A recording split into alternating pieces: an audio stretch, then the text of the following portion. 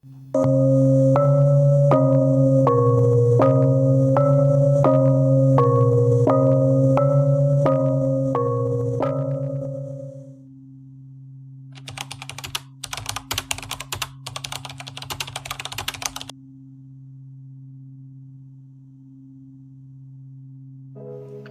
malam teman-teman, bertemu dengan saya di Misteri Horror Story. Di sini saya akan menceritakan sebuah kisah misteri yang dialami langsung oleh narasumber dan berdasarkan kisah nyata. Terus ikuti ceritanya untuk menemani malam kalian.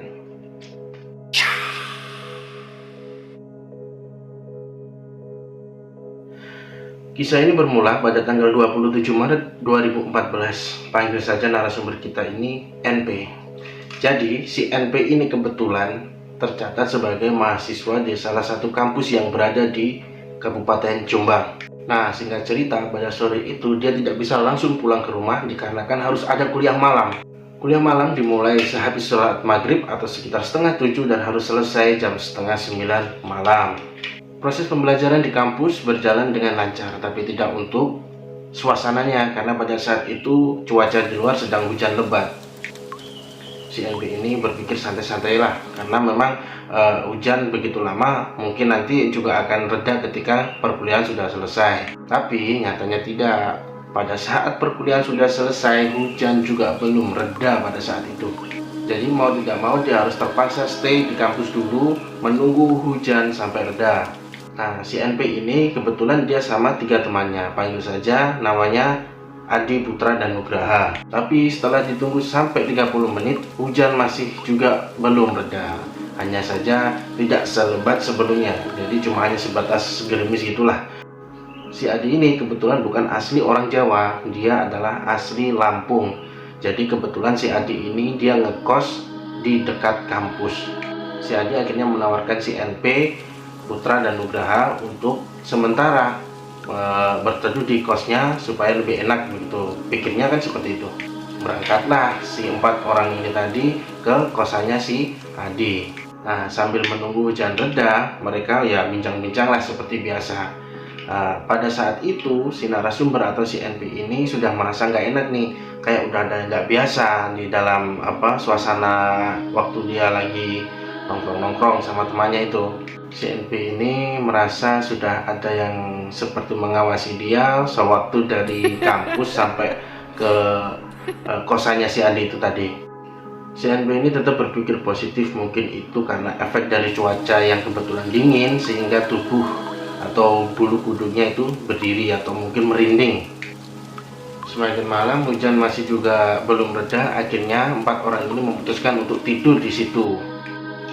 Keanehan sudah mulai terasa ketika pukul 10 malam. Jadi waktu memutuskan untuk di situ, si NP ini kebetulan dia sedikit tertidur ya, maksudnya antara tidur dan tidak. Itu dia ngerasa seperti kayak ada yang membisiki sesuatu lah, atau berbisik-bisik di telinganya. Walaupun dia nganggap ini cuma sebatas efek dari dingin, dia juga cukup risih sama hal itu. Akhirnya pukul 11 hujan sudah mereda. Nah, si Putra ini kebetulan dia tuh anak mami atau dimana anak yang manja, jadi dia tuh nggak bisa tidur kalau nggak di rumahnya. Dia minta pulang ditemenin si Nugraha. Akhirnya Putra sama Nugraha memutuskan untuk pulang. Nah, si NP ini masih stay di situ sama si Adi. Nah, si narasumber atau si NP ini sebenarnya pengen pulang, tapi entah kenapa pada saat itu kayak seperti ada yang bisikin untuk stay di situ aja, jangan pulang gitu. Tapi kebetulan si NP ini dia sendirian sama neneknya yang ada di rumah, jadi dia tinggal berdua, dia sama neneknya. Orang tuanya kan tidak di situ atau bekerja jauh lah. Akhirnya dia terpaksa pulang perjalanan dari Jombang ke Kediri pada jam 11 malam. Di perjalanan antara Jombang dan Kediri tidak pernah ada masalah atau dia tidak menemui masalah yang berarti, hanya saja motor yang dia naiki semakin lama semakin berat. Sesekali dia melihat spion karena dia merasa ada yang mengikuti dia, entah itu perasaannya saja atau memang benar. Tapi sesekali si NP ini melihat spion untuk memastikan bahwasanya tidak ada orang yang ada di belakang.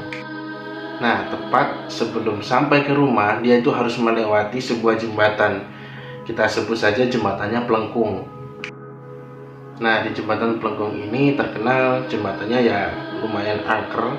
Hanya saja si NP ini tidak terlalu percaya sama hal-hal yang seperti itu. Dan anehnya pada saat melintasi Plengkung itu, motornya tiba-tiba sudah kembali normal atau sudah tidak berat lagi. CNP bisa sedikit lega dikarenakan motornya yang tadi mengalami keanehan sekarang sudah sama seperti biasanya atau sudah normal-normal saja. Tapi ternyata justru di sini apesnya dia. Sebelum ke rumahnya, dia itu harus melewati satu lapangan desa yang ada di situ.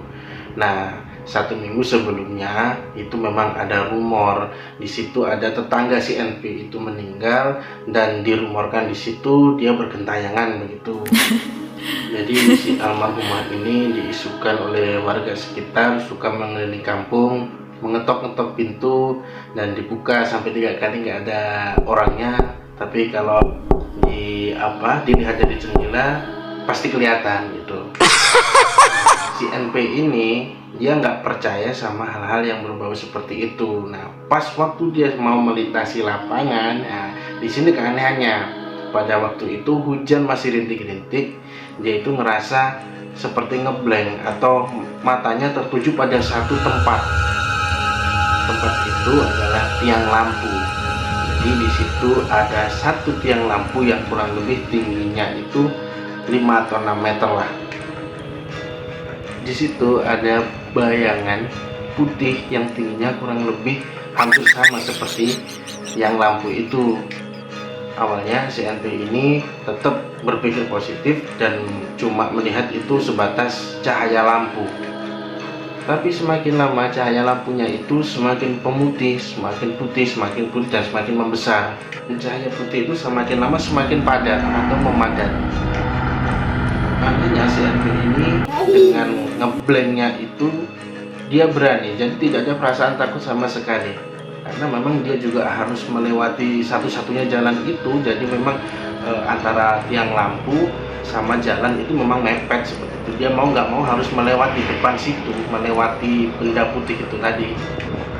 Ketika sudah dekat, alangkah terkejutnya dia, benda putih itu berwujud seperti pocong. Hanya saja anehnya tingginya itu kurang lebihnya hampir setinggi tiang lampu atau 5 meter.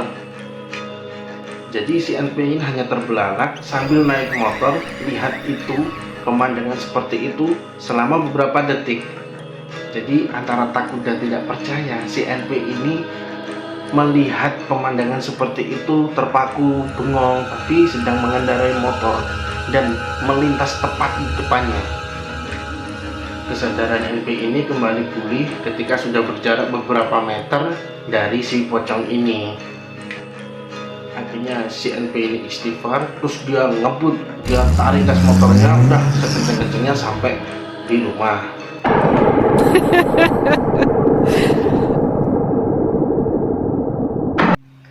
Setelah keesokan paginya, dia bercerita sama tetangga sebelah atau tetangga kiri kanan lah tentang kejadian yang dia alami. Dan kata si tetangga sebelah bahwasanya itu bukan pocong, itu berbeda sama pocong, itu namanya medon atau wedon. Jadi perbedaannya, kalau pocong itu ukurannya standar seperti manusia biasa, mungkin ya 1,5 meter sampai 2 meter. Kalau biasanya melebihi itu namanya wedon, dan itu katanya berbahaya menurut si tetangga itu tadi. Dan menurut pengakuan si NP ini tadi, wajah dari si hantu wedon itu tadi nggak kelihatan atau ya seperti umumnya pocong-pocong biasa, cuma tingginya itu sampai 5 meter. Menurut tetangganya juga untung saja dia tidak diludahi, katanya seperti itu. Jadi katanya si hantu wedon ini dia itu bisa meludah kalau kena kita atau kena manusia, itu bisa menimbulkan luka yang katanya sulit disembuhkan atau memang nggak bisa sembuh. Nah, sehabis insiden itu barulah si NP ini percaya bahwasanya ada makhluk lain di sekitar dia, ada ciptaan Tuhan yang lain yang mungkin bersifat gaib, tidak bisa dilihat secara kasat mata yang ada di sekitar dia. Di luar isu tentang si almarhumah yang katanya berubah menjadi hantu pocong dan mengelilingi kampung, kita juga tidak tahu ya, karena si NP sendiri juga masih belum yakin bahwasanya itu si almarhumah, karena pada saat si NP ini ditemui tidak terlihat wajahnya. Dan si NP juga yakin bahwasanya itu bukanlah si almarhumah, itu hanya saja mungkin sesosok jin yang coba menirukan si almarhumah dan coba untuk membuat kisruh di kawasan desa situ khususnya. Nah, itulah tadi teman-teman cerita dari salah satu narasumber kita. Untuk cerita-cerita yang selanjutnya tidak akan kalah menakutkan lagi, tidak akan kalah menyeramkan lagi, tetap ikuti channel Misteriku Horror Story untuk selanjutnya.